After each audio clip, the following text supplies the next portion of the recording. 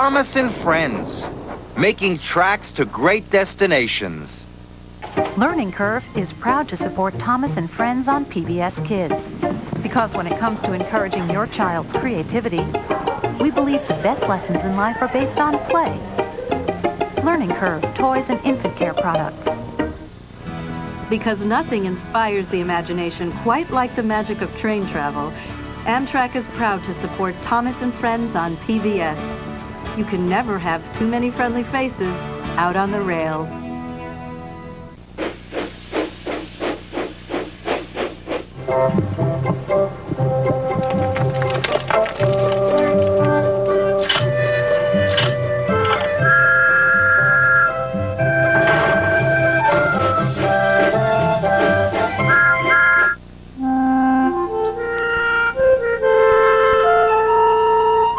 Dear Christopher, here is your friend Thomas the Tank Engine. He wanted to come out of his station yard and see the world. These stories tell you how he did it. I hope you will like them because you helped me to make them. Your loving Daddy.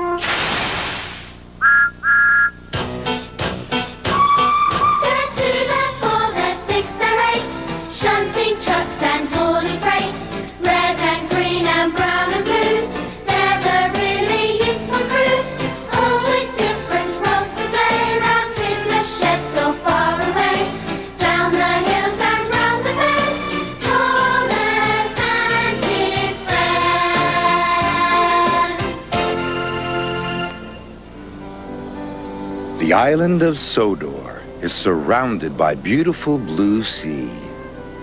It has fields of green and sandy yellow beaches. There are rivers, streams, and lots of trees where the birds sing. There are windmills and a coal mine, and docks where visitors to the island arrive. The island also has lots and lots of railway lines. Who's that puffing down the track? It's Thomas. Hello, Thomas.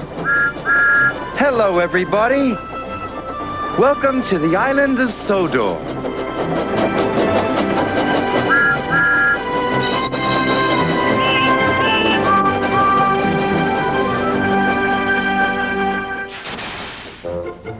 Today, on the island of Sodor, we'll see what happens when...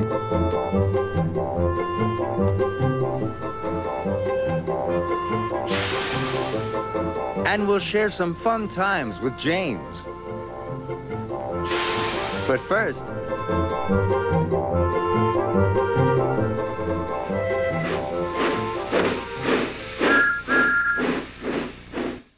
Stepney, the Bluebell engine, works closely with his friend Rusty. One day Sir Topham Hatt came to see him. Rusty tells me you're in need of a change, so I want you to help Toby and Mavis in the quarry. Oh, thank you, sir, said Stepney. Shall I be away long? Just today. But please be careful. It is easy to get lost up there, so be back before dark. We will, said the driver.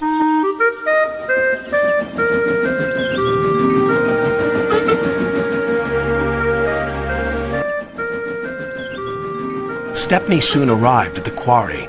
We're glad you're here to help us, said Toby. Are these my cars? Asked Stepney. Only some of them. There's masses more in the sidings, replied Mavis. The more the merrier. Stepney was really enjoying himself. The dustier he became, the harder he worked.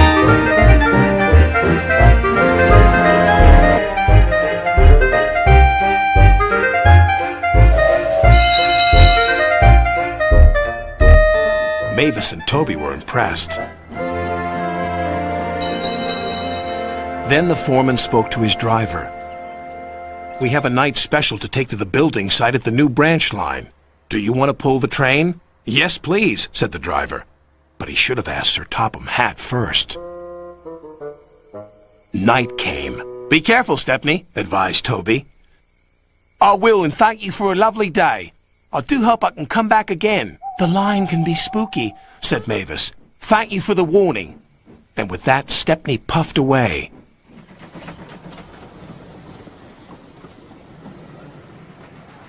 Stepney arrived on time and made the delivery of rocks and stones for the workmen. Then he set off for home.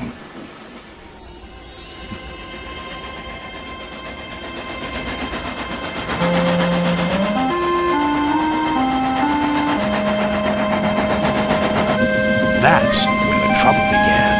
The fog came down.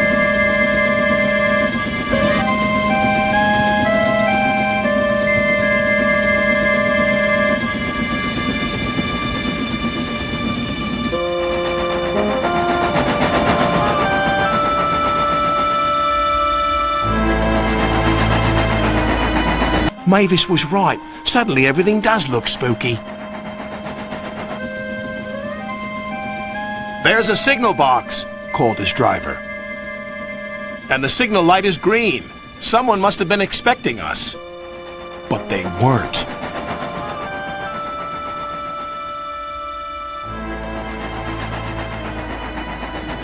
The points had been set in the wrong direction.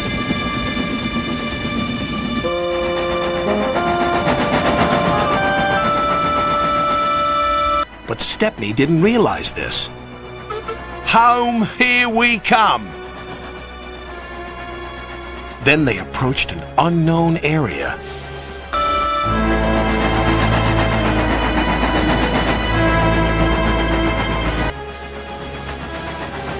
The driver made a decision. "It's best if we rest here until the fog clears." "What are those strange sounds?" wondered Stepney. Then the fog slowly lifted. "Oh no! We're in the scrap yards!" His driver and firemen went for help. Stepney was all alone, but not for long. 2 diesels approached. "Got you this time, Stepney. You'll make very fine scrap indeed. Buffer 'em, Bert."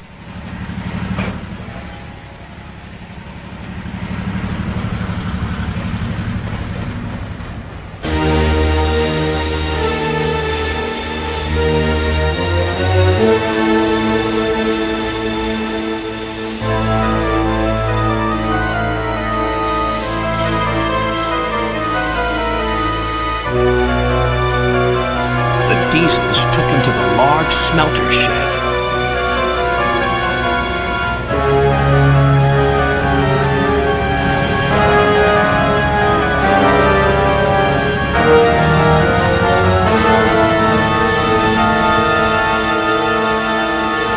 Bye-bye, Stepney.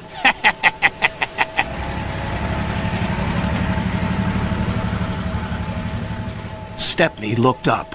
Above him was a huge grabber. "This engine's not for scrapping!" The grabber wasn't listening.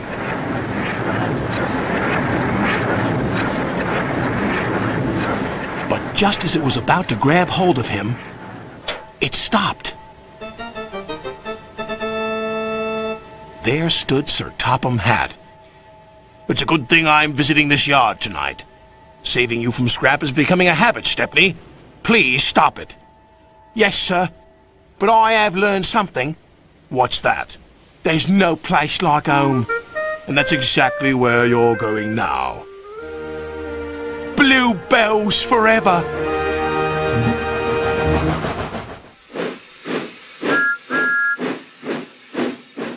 Harold spends a lot of time flying over the island of Sodor. Sometimes he sees strange shapes below him. Can you guess what they are? This shape is long and thin.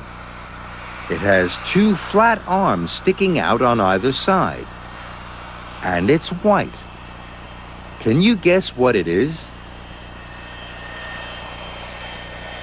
It's Jeremy the plane. Jeremy is one of Harold's new friends. What other shapes can you see? This shape is a rectangle. It's black at the back, then red in the middle, and there's a gold circle. Can you guess what it is?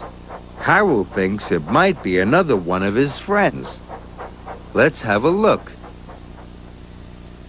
Yes, it's his friend James. The black at the back was the coal in his tender. The red was his boiler.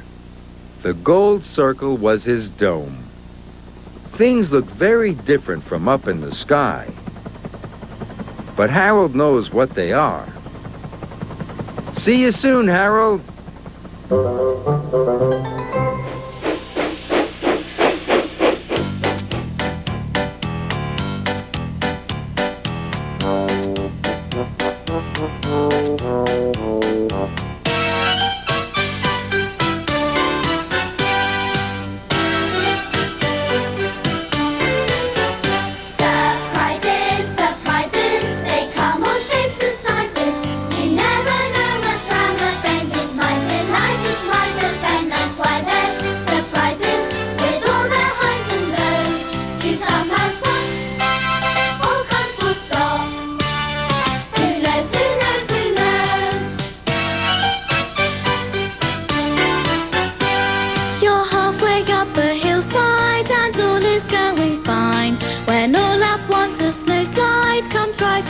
The line.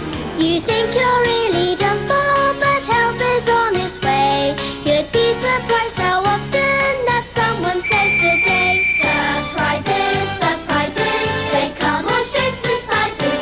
You never know what's round the bend. It's my delight, it's my offend. That's why they're surprises with all their highs and lows. You come out top or come full stop. Who knows, who knows, who knows?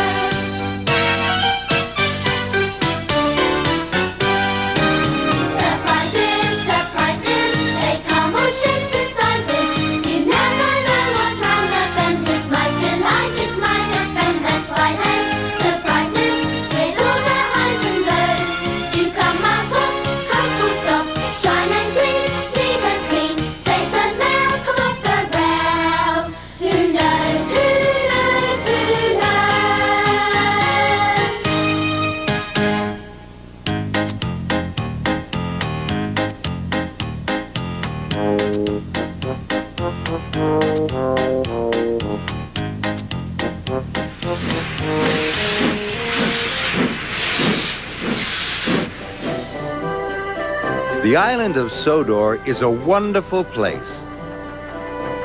There are lots and lots of engines. Who's that puffing along the track? It's James. James is a bright red engine. He can pull lots of freight cars. He has the number 5 painted on his tender, a bright brass dome, and 6 strong driving wheels that clickety-clack along the tracks of Sodor. James is the only red engine, and he is very proud of his red coat. One day, James had a bright new coat of red paint. He wanted all the other engines to tell him how wonderful he looked. The next morning, Sir Topham Hatt told James to help Percy at the coaling plant.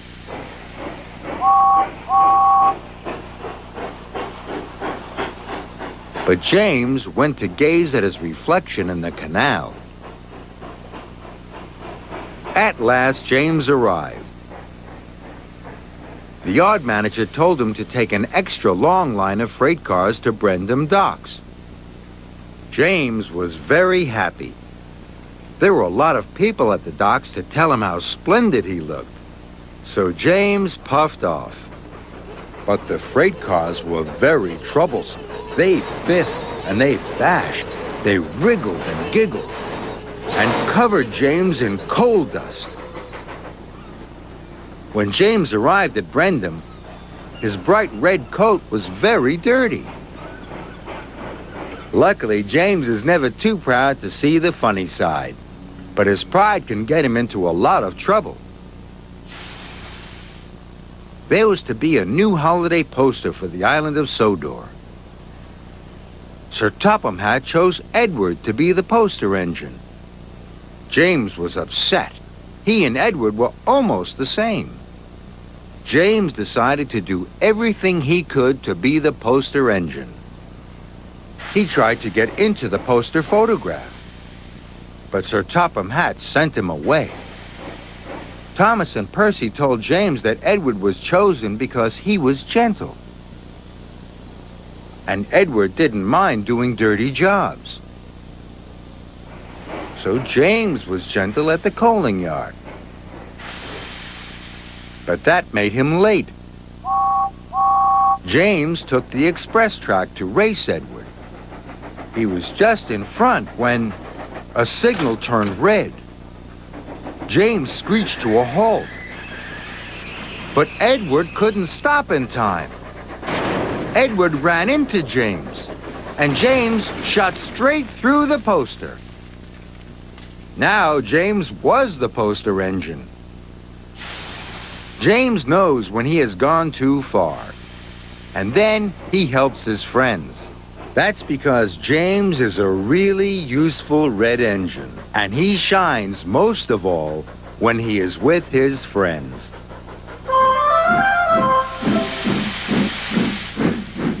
Every engine on the island of Sodor looks different. Can you tell who this is?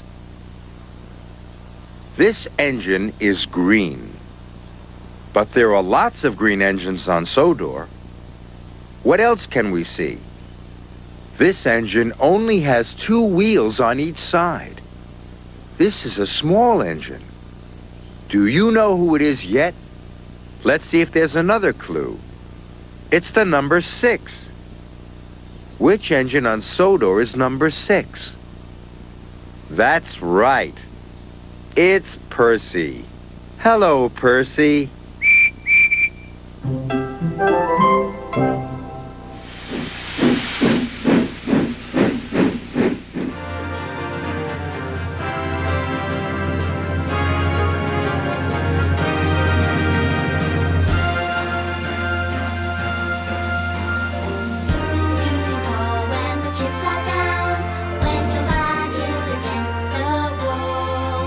When there's no way out and time is running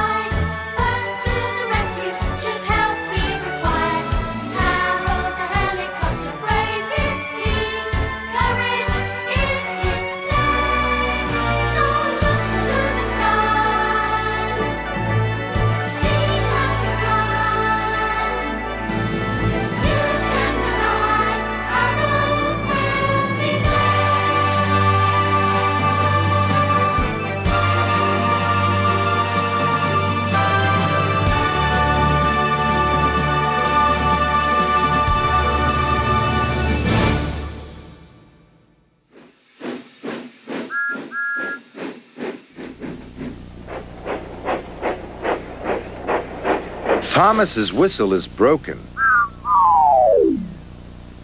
Which new whistle should Thomas choose?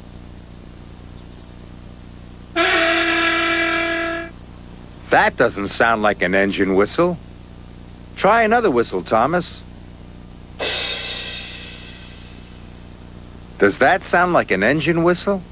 Let's listen again. That doesn't sound like an engine whistle either. There's one more whistle left.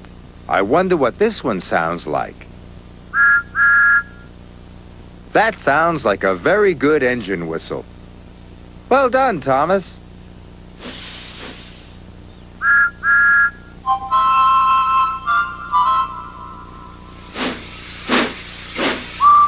One morning, Sir Topham Hatt and his grandchildren came to see Toby. "Come on, Toby. We're all going to the seaside. We will ride in Henrietta." "Yes, sir," said Toby happily. They came to a small seaside station. Soon the children were playing in the sand, building a splendid castle. Sir Topham Hatt inspected it. "My word, it's a very fine castle. Have you seen a real one like it?" "Yes," replied the children. "It's here on the island," and they showed him a map. Pondered Sir Topham Hatt. They met Toby at the harbor. "Come along, we are going exploring."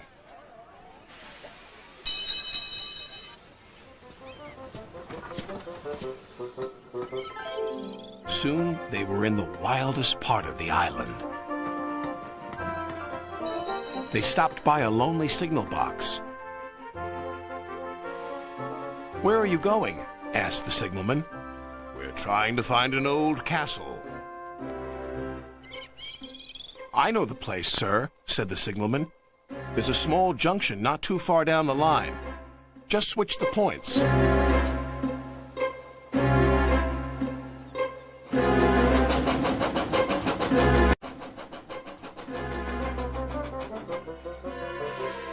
When the firemen switched the points, their adventure really began.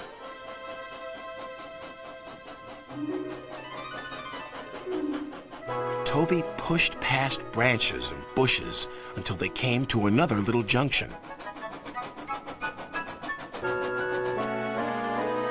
There they saw two signs saying, "To the castle" and "To the mine." "We'll go to the castle first."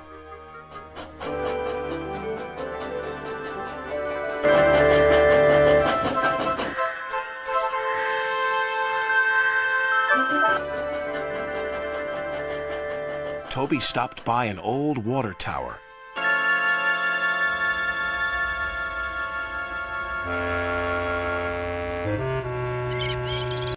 "There's the castle." "Yes," replied Sir Topham Hatt. "And now we shall visit the mine."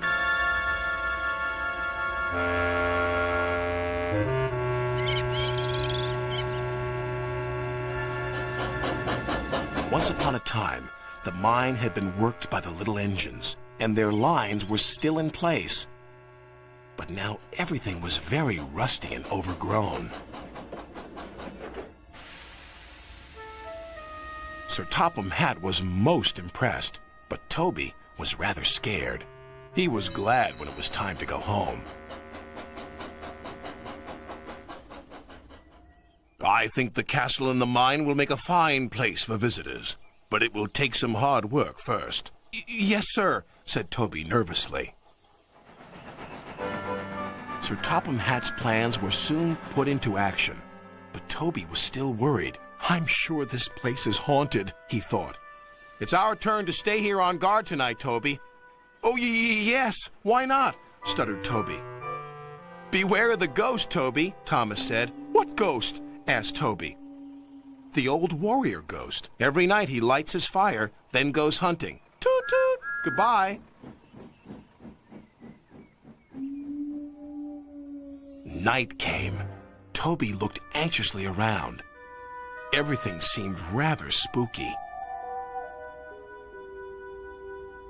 Quite suddenly, he heard a strange wheezing sound. "It's the ghost!" he wailed. "What ghost?" his driver asked. "It's the old warrior. He's come to hunt me down." Don't be so daft. We'll go and investigate. They returned quite soon. The old warrior wants to meet you, laughed his fireman. Can't it wait till morning? Replied Toby. Ghosts don't work day shifts, said his driver. Toby bravely made his way. Well, bless my bell, he exclaimed. There, in front of him, was a little old engine. This is your ghost, Toby, said the signalman. His name's really Bertram, but we call him the Old Warrior because he's so brave. Bertram and Toby are now friends. They take the visitors to the castle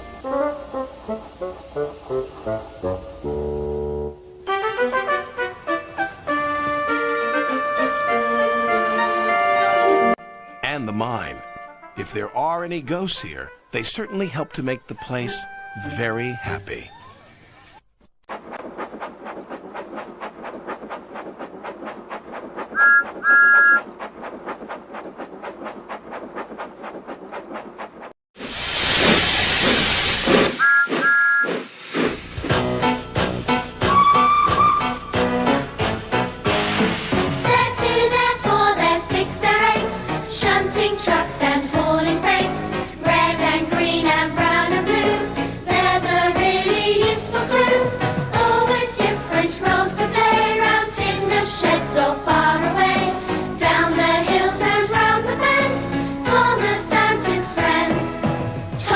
He's a cheeky one.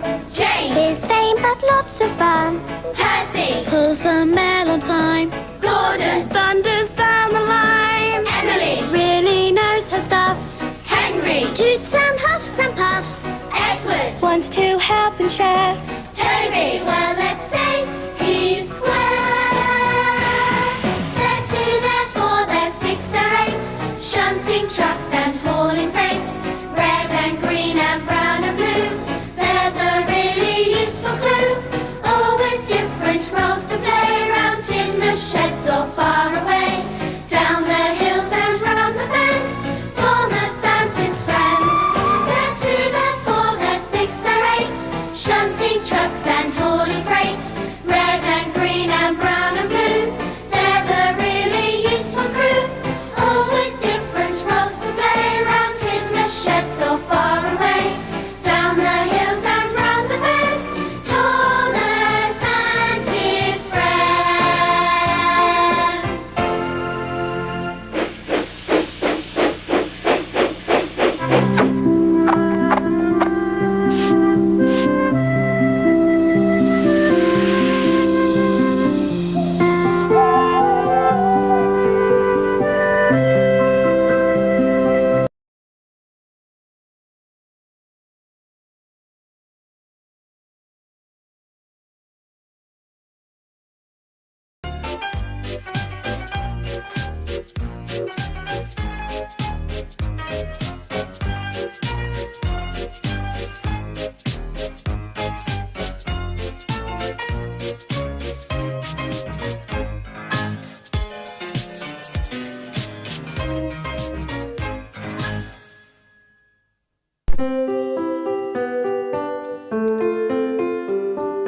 Watching is learning. Orajel Training Toothpaste and Arm & Hammer Spin Brush Kids Toothbrushes. Proud supporters of Healthy Smiles and Thomas & Friends on PBS. Blah, blah, blah, blah. PBS Kids.